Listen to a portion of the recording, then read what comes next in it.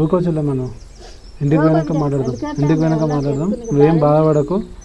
నీకు నేను ఉన్నా కదా నీకు 5 నిమిషాలు కూడా నన్ను నిల్చొని వెళ్ళలేదు ఇంట్లో.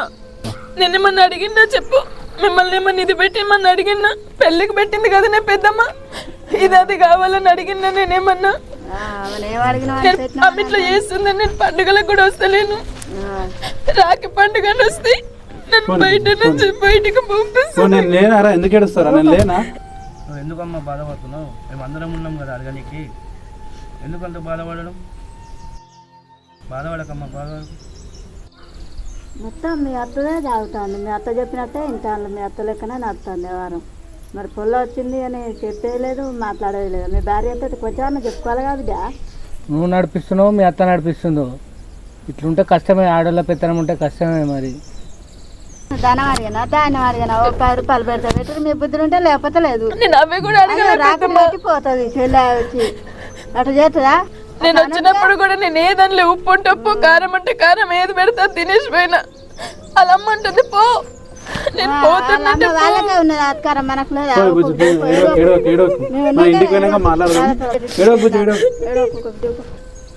మీ అత్త ఇంట్లో దొరింది. మీ అత్త మాటలు పట్టుకొని చిన్నపిల్లలక మీ అత్త మొత్తం నేర్పి కూర్చుంటాను.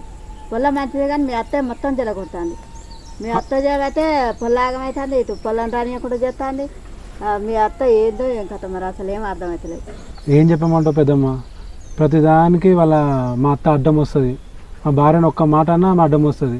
అటు చెప్పలేక ఇటు చెప్పలేక నేను నలిగిపోతున్నా మధ్యలో. ఏదో పిల్లల ముఖం చూసి ఉండాల్సి వస్తుంది ఆమెతో. ఇప్పుడు వస్తుంది కానీ రేపు ఇంటికి వచ్చేది కూడా కష్టమే ఉంది. అదేం ఉండదు కాక, నేను మాట్లాడుతుందా? నడువు ముందట.